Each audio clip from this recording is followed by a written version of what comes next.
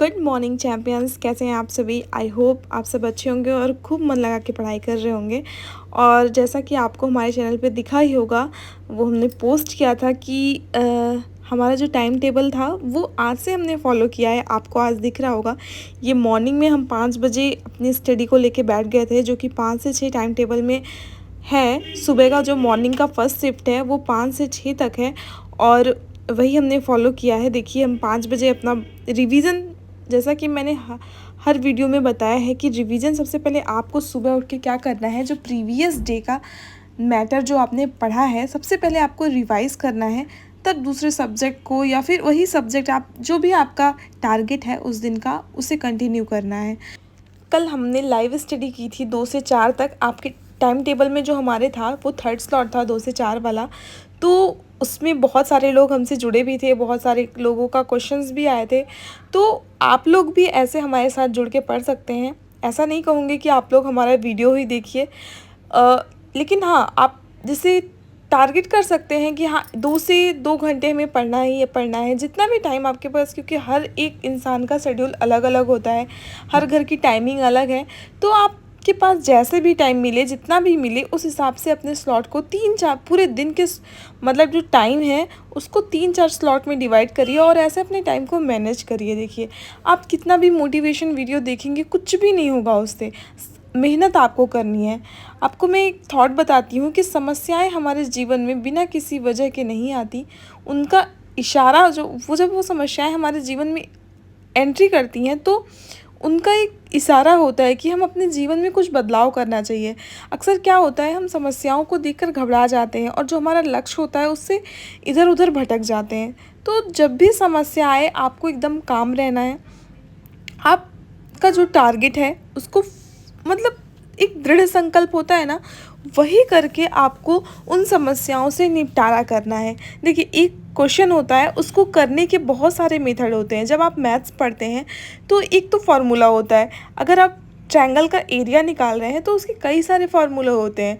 तो वो आप पे डिपेंड करना है, आप ईजी वे में उसे कैसे टैकल कर ले रहे हैं। तो समस्याएं भी हमारे जीवन में ठीक उसी तरीके से होती हैं। हमें मैनेज करना है, हमें क्या करना है। और ये देखिए, ये 1 घंटे की स्टडी के बाद ये हमारे घर पे खाना, सुबह का मॉर्निंग में खाना नाश्ता हम एक साथ ही बना लेते हैं। खाने की रिकॉर्डिंग नहीं हो पाई थी, हर चीज़ की ब्लॉगिंग पॉसिबल नहीं हो पाती। और देखिए, उपमा बना था नाश्ते के लिए और इधर रोटियां और पराठे बने थे। तो ऐसे हमारा लंच बना और लंच और नाश्ता दोनों बन गया था। अब ये हम सेकंड स्लॉट के लिए अभी रेडी हो रहे थे।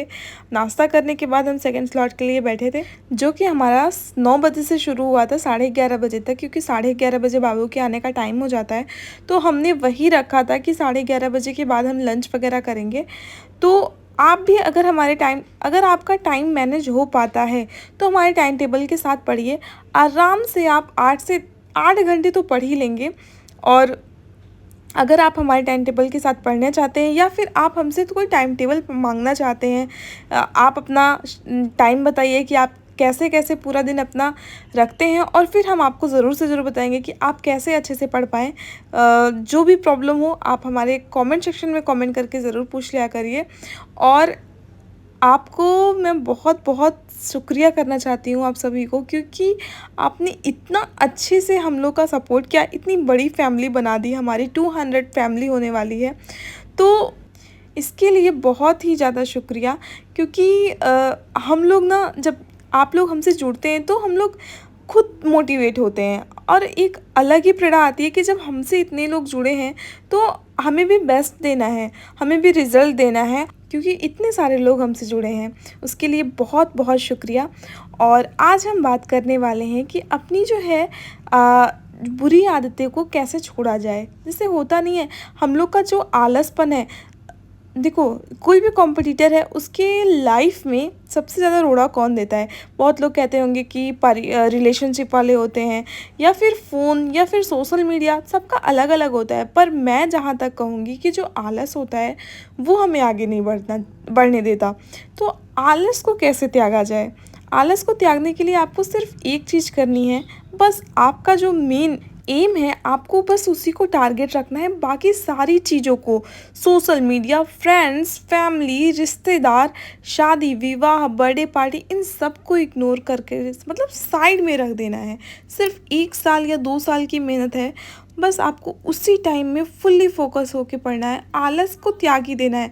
आपको मैं एक ट्रिक बताना चाहती हूँ, ये मेरे फादर ने बताई थी मुझे जब मैं हाई स्कूल में थी, कि अगर आप सुबह नहीं उठ पाते हैं, सुबह उठना ज़रूरी है, ऐसा नहीं, मैं मना नहीं करूँगी, क्योंकि सुबह उठने से मेमोरी काफ़ी एक्टिव होती है, क्योंकि आप रात भर रेस्ट दिए रहते हो अपने ब्रेन को, उसके बाद जो चीज़ आप पढ़ते हो सुबह के टाइम वो अच्छे से आपको कैप्चर हो जाती है। इसीलिए कहा गया है कि जो सुबह का टाइम होता है उसमें आप याद करने वाली चीज़ों को रखिए, काफ़ी अच्छे से वो मेमोराइज़ हो जाती है। तो आपको क्या करना है, आप रात में सोइए, अलार्म बंद करके बहुत लोग सो जाते हैं, उसके लिए क्या करना है, आप अपनी पिलो को बोल के सोइए कि मुझे इतने बजे उठा दो, आपकी ऑटोमेटिक उसी टाइम पे आँख खुल जाएगी। या फिर आप सोते टाइम बस इतना बोलिए, भगवान का शुक्रिया आप करते ही होंगे सोते टाइम कि इस अच्छे दिन के लिए, मेरा दिन बहुत ही अच्छा बीता, इसके लिए धन्यवाद करना भी चाहिए। और उनसे बोलिए कि हे भगवान जी, मुझे 4 बजे कल सुबह उठाना है। तो आप विश्वास मानिए, आपकी आँख खुल जाएगी। भले आप आलस की वजह से उठें ना उठें, वो तो आप पे डिपेंड करता है। तो आलस को त्यागना होगा, क्योंकि हमें अपने लक्ष्य को पाना है। और जो भी जिम्मेदारियां हैं आपकी, उससे भाग भाग तो नहीं सकता है कोई, पर हाँ उसको लेके चलिए साइड साइड में।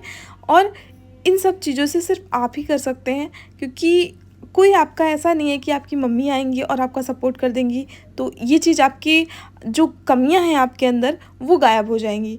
कमियों को, अच्छाइयों को, बुराइयों को, वो हम ही को करना है, जो भी करना है। तो बस इसी तरह से अपना जो टाइम है उसको सेव करिए, और ज़्यादा से ज़्यादा समय जो है अपनी पढ़ाई में दीजिए। और ये देखिए, जो हमारा ये 4th स्लॉट था, शाम को हम 7 बजे बैठ गए थे पढ़ाई करने के लिए, क्योंकि खाना पीना बन ही गया था। और इसके बाद हमने अपनी ज़्यादा जो 11 बजे का हमारे टाइम टेबल में 8 से 11 का शेड्यूल था, वो थोड़ा हमने इधर कर दिया था। 7 बजे से हम बैठ गए थे। खैर 8 घंटे की पढ़ाई तो नहीं, पर 6.5 घंटे की पढ़ाई हुई थी इस टाइम टेबल में। ठीक है, पर फर्स्ट डे था, क्योंकि ज़रूरी नहीं है कि, देखिए आप टारगेट बनाते हैं उसको 100% पूरा कर लें, ऐसा पॉसिबल नहीं है।